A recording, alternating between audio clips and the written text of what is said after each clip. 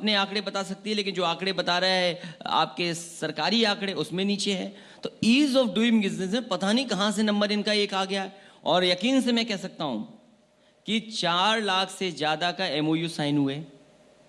अगर ease of doing business अच्छा है तो जमीन पर वो प्रोजेक्ट क्यों नहीं उतरे? लेकिन आप हेल्थ की बात करते हैं, अभी कोरोना का वक्त गया, वाकई पूरे मानव जाति के लिए बहुत ही मुश्किल दौर था। WHO ने भी यूपी सरकार की तारीफ करी। क्या आपको लगता है कि कोविड मैनेजमेंट अच्छा रहा? क्योंकि लगातार आप सवाल खड़े करते रहे हैं। फिर WHO पे मैं सवाल नहीं उठाऊंगा जी। इसी उत्तर प्रदेश में मेरठ जिले में सैंपल जा रहे थे, बंदर सैंपल ले गया। किसको नहीं पता? क्या ये बात WHO को पता है? इसी तरह क्वारंटीन सेंटर में एक गरीब बच्चे को रखा गया, सांप ने काट लिया, वो मर गया। क्या ये WHO को पता है? और उस कोविड के दौरान न जाने कितना मजदूर महाराष्ट्र से, गुजरात से पैदल चल करके आया और चलते चलते लोगों की जान चली गई। 90 लोगों की जान गई है, किसी की मदद सरकार ने नहीं की। तो कैसे हैंडल किया उन्होंने? किस तरीके से लॉकडाउन किया? या जो उस समय बीमार हुए, उनके मंत्री तक बीमार हुए, उनके कैबिनेट मंत्रियों की जान चली गई। तो अगर जान चली गई है उनकी और इस वैश्विक महामारी ने जो जान ली है, उसके बाद भी सरकार कह रही है कि काम अच्छा किया है। और फिर जब दुनिया में सबकी नौकरियां गईं, वेतन कट गया, कोई बता दे जिसका वेतन ना कटा हुआ हो। सरकारी जितने कर्मचारी सबका वेतन कट गया, लोगों की नौकरी चली गई, बिजनेस नीचे चली गई। उसके बाद कह रहे हैं कि कोविड में इंतजाम अच्छा था। पर लॉकडाउन के वक्त तो क्योंकि सब कुछ बंद हो गया था, तो इसलिए इकोनॉमी, पूरे देश की अर्थव्यवस्था डाउन हुई। लेकिन उसके बाद वी शेप हमने रिकवरी भी देखी, ऐसे नीचे आई इकोनॉमी और फिर ऐसे ऊपर भी गई। ये ग्राफ बनाना आसान है जी। सरकार ये कहती है पर कैपिटा इनकम बढ़ी है, पर ग्राफ भी फैक्ट्स पे बनता है अखिलेश जी। नहीं, लेकिन फैक्ट किस बात के लिए ले रहे हैं आप? फैक्ट कहां से लेकर के आ रहे हैं? देखिए, भारतीय जनता पार्टी को अगर समझना है जी और इन आंकड़ों को समझना है, जो 2 बिंदु पे आपने कहा है जी, तो भारतीय जनता पार्टी को ये मान लीजिए कि उनका विजन टेलीविजन है, तो आप बिल्कुल समझ जाएंगे कि वो आंकड़े कहां से आ रहे हैं। अच्छा, उनका विजन टेलीविजन है। अगला सवाल मेरा, क्योंकि ये आपका सिलसिलेवार आरोप रहता है कि योगी सरकार सिर्फ फीता काटने जाती है, पत्थर हमने रखा, बनवाया हमने, काम का क्रेडिट ये लेने की कोशिश करते हैं। ऐसा क्यों? ये राजधानी लखनऊ है जी। इस राजधानी में जितने भी बड़े प्रोजेक्ट उठे हैं या किए गए हैं, सब समाजवादी सरकार के हैं। आप मेट्रो देखिए, जहां तक जाती है वहां से वापस आ जाती है, उसके आगे नहीं ले जा पाई। क्या कारण है?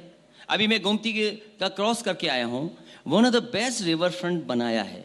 और ये देश की तमाम सरकारों को उदाहरण पेश कर रहा है कि अगर नदी शहर में साफ करनी है तो ये रास्ता है कि अगर इस तरीके से आप नालों को रोक दें और गंदगी नदी में ना पहुंच पाए तो आपकी नदी साफ बहेगी। तो ये कौन सा काम किया इन्होंने? मुझे ये बताएं लेकिन कि लखनऊ में, केवल लखनऊ में बता दें कि सबसे बड़ा काम भारतीय जनता पार्टी का क्या है? एक बड़ा काम बता दें। नाम बदल दिया, लोक भवन में अपने सबसे बड़े नेता की प्रतिमा लगा दी, हमें कोई नाराजगी नहीं उससे। अभी गोरखपुर में सबसे बड़ा काम हुआ है कि इटावा से वो शेर लेकर के आए हैं। जू बनाना सबसे बड़ा काम है उनका। और हमारे मुख्यमंत्री जी ऐसे हैं कि उन्हें जू और सफारी के बारे में फर्क नहीं पता, और फर्क पता होता तो शायद शेरों को इस तरीके से नहीं देखते। और वो भी जू उनका बनाया वो नहीं है जी, उनका जू बनाया नहीं है, पुरानी सरकार ने सैंक्शन किया, समाजवादी सरकार ने बजट दिया, आज पूरा हो गया तो बोला कि जू बीजेपी ने बनाया। लेकिन उनको जू नहीं पता, राजनीति तो पता है। 2017 में बीजेपी जीत के आई, 2019 का लोकसभा चुनाव भी था, उसमें भी भारतीय जनता पार्टी को यहाँ पर अच्छी लोकसभा सीटें मिली, 65 के करीब लोकसभा सीटें मिली। तो कुछ तो ठीक कर रहे होंगे कि पब्लिक पसंद कर रही है अखिलेश जी, या कुछ तो कनेक्ट होगा। समय बदलता है जी, और समय ऐसा बदला है कि जनता अब समाजवादियों की तरफ देख रही है कि समाजवादी पार्टी ने जो काम किया था वो काम है जो उत्तर प्रदेश को आगे ले जा रहा है, वो है जो किसान की खुशहाली का रास्ता बना रहा है, वो रास्ता वो है जिसमें नौजवानों को नौकरी और रोजगार मिलेंगे। मैं जानना चाहता हूं, या जनता जानना चाहती है भारतीय जनता पार्टी से, कि दुनिया में सबकी नौकरी गई, तमाम कारोबार उत्तर प्रदेश में खत्म हो गए, छोटे बड़े लोगों ने जो कारोबार किए थे वो बंद हो गए, और ये कह रहे हैं कि हमने 1.5 करोड़ से ज्यादा नौकरी और रोजगार दे दिए। अगर सरकार से हम पूछना चाहें कि वो आंकड़े कहां हैं जो 1 करोड़ या 1.5 करोड़ नौकरियां दी हैं, तो सरकार आंकड़े देने के लिए तैयार नहीं है। आज आखिरी सत्र में योगी जी आएंगे, मैं जरूर पूछूंगा और आपका नाम लेके उनसे ये सवाल पूछूंगा, जरूर पूछूंगा। नहीं, आप केवल इतना कहिए, क्योंकि ट्रांसपेरेंट जमाना है। जी। जिन 1.5 करोड़ लोगों को नौकरी दी है, आप उसको किसी ऑनलाइन कर दीजिए, पोर्टल पे डाल दीजिए कि इस जिले में इतने इतने लोगों को नौकरी और रोजगार मिला है सरकार से। देखिए, मैंने योगी आदित्यनाथ का सदन में भाषण सुना तो उन्होंने बोला लॉकडाउन में जो मजदूर आए वो वापस नहीं गए, उनको रोजगार यही मिल गया, यही हमारी सबसे बड़ी जिम्मेदारी थी और वो हमने कर दिखाया और इसी वजह से उपचुनावों में हमारी जीत हुई।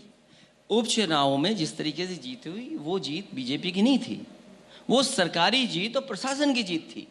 आपने एम्बुलेंस लगा दी बाहर, बड़ा आरोप लगा, एम्बुलेंस लगा दी बाहर, कहा कि अगर वोट डालने गए तो समझ लो कोविड में तुम्हें एम्बुलेंस में बैठा करके अस्पताल पहुंचा देंगे,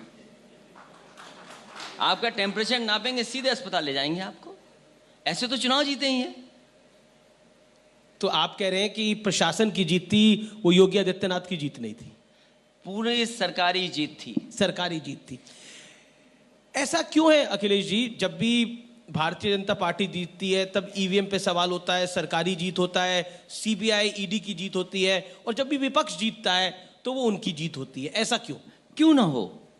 अभी बैलेट से चुनाव हुआ, जहां बनारस में लाखों से हारे थे, वहां बैलेट ने ईवीएम को हरा दिया। क्यों नहीं सवाल उठे? लेकिन ये सवाल इस समय इसलिए महत्वपूर्ण नहीं है क्योंकि हम बदल नहीं सकते अभी ईवीएम, हम बैलेट पेपर नहीं ला सकते। लेकिन भारतीय जनता पार्टी को भरोसा दिलाना चाहिए जनता को कि अगर विपक्ष मांग रहा है बैलेट से तो बैलेट से भी वोट कराएं। पर आखिर क्या नाराजगी है? ऑप्शन रख दीजिए आप दोनों कि लोग बैलेट से वोट डालना चाहते हैं कि ईवीएम से वोट डालना चाहते हैं। 2022 का चुनाव बैलेट से हो? क्यों नहीं? जब अमेरिका जैसा देश जो हमसे आपसे न जाने कितने आगे है, किस चीज में आगे नहीं है, टेक्नोलॉजी में आगे है, हर चीज में आगे है, डेमोक्रेसी वहां हमसे पहले से मैच्योर है, वहां तो वहां किससे वोट पड़ रहा है? पर आप भी जब मुख्यमंत्री बने थे तब भी ईवीएम से ही आप मुख्यमंत्री बने थे, तब आपको ईवीएम पे भरोसा था। अब आप, मैं आपसे कह रहा हूं जी, आज मैं कह रहा हूं और फिर कहता हूं, मैं चुनाव जीत भी जाऊं जी, उसके बाद भी मैं चाहता हूं कि वोट बैलेट से पड़ना चाहिए। चलिए, अब मैं एक ऐसे विवाद पर आता हूं जिसकी चर्चा पूरे देश में है।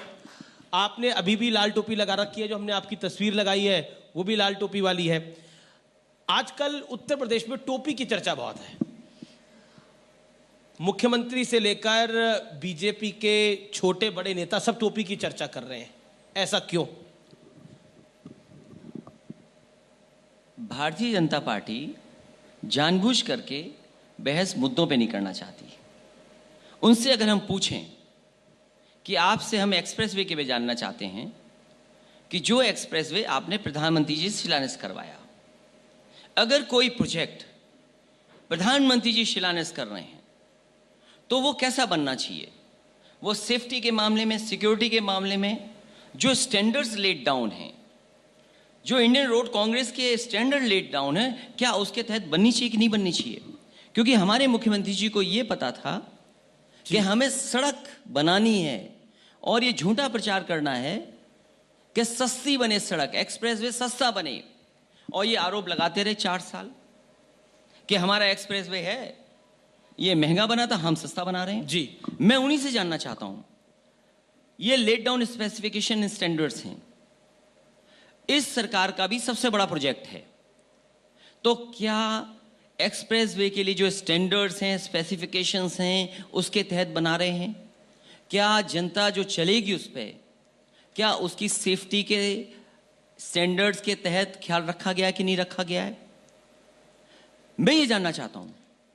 या सरकार बताए ये बात, इसीलिए क्योंकि सरकार इस पर बहस नहीं करना चाहती है तो वो कहती है लाल टोपी वाले, ये लाल टोपी वाले वैसे हैं। मैं आपसे कहता हूं जी, और मैं तो जनता से कहूंगा, जो सुन रहा हो, जो देख रहा हो, एक हमारी तस्वीर रख दें जी, एक जिन्होंने लाल टोपी के बारे में कहा उनकी तस्वीर रख दें, और जो बच्चे ने कहा था वो अपने घर में पूछ लें कौन कैसा लगता है।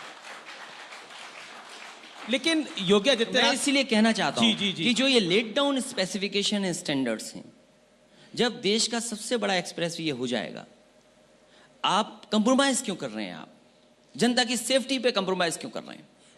लेकिन और ये इनका नहीं है जी, ये भी समाजवादी पार्टी का दिया हुआ एक्सप्रेसवे है। समाजवादी पार्टी ने लैंड एक्विजिशन की, समाजवादी पूर्वांचल एक्सप्रेस ने नाम रखा, इन्होंने केवल नाम बदल दिया और अभी तक काम पूरा नहीं हुआ। योगी आदित्यनाथ ने जो कहा, मैं उसको कोट करता हूं, 2.5 साल का बच्चा टोपी पहने व्यक्ति को समझता है गुंडा। मैंने कभी ये नहीं कहा होगा कि काले दिल वालों की काली टोपी।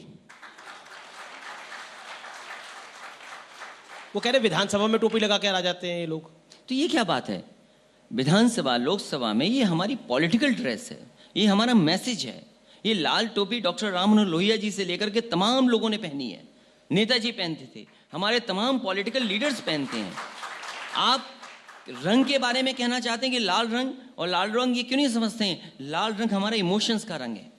अगर हम खुश होते हैं तो हमारा चेहरा लाल हो जाता है, दुखी होते हैं तो चेहरा लाल हो जाता है, और इससे वाइब्रेंट कलर कोई नहीं है जो दूर से दिखाई देता है। योगी जी को ड्रामा कंपनी, मैं ये कहना चाहता हूं जी, लेकिन योगी जी ने बोला ये ड्रामा कंपनी की तरह हो जाता है। देखिए, अगर वेशभूषा देखें, क्योंकि वो योगी हैं जी, वो योगी हैं, मैं कुछ नहीं कह सकता।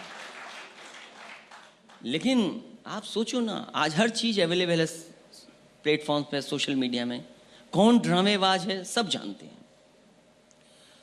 अब कोई छोटा ड्रामेबाज है, कोई बड़ा ड्रामेबाज है। तो आप किसको छोटा ड्रामेबाज और किसको बड़ा ड्रामेबाज मानते हैं? ये मैं नहीं कहूंगा, ये जनता तय करेगी। क्योंकि आपने कहा और मुख्यमंत्री जी ने सदन में कहा, और सदन में ये भाषा नहीं होनी चाहिए। सदन में ये भाषा ठोकने वाली नहीं होनी चाहिए। सदन में भाषा के पटक आपने के कहा मारेंगे। कि ऐसी भाषा अहंकार का सूचक है। बिल्कुल, अगर आप इस तरीके से विपक्ष को धमकाएंगे, विपक्ष की भूमिका उतनी ही जरूरी है लोकतंत्र में जितनी सत्ता की। आप विपक्ष की बात नहीं सुनना चाहते हैं? हम सुझाव भी तो दे रहे हैं, हम कोई सरकार को रोक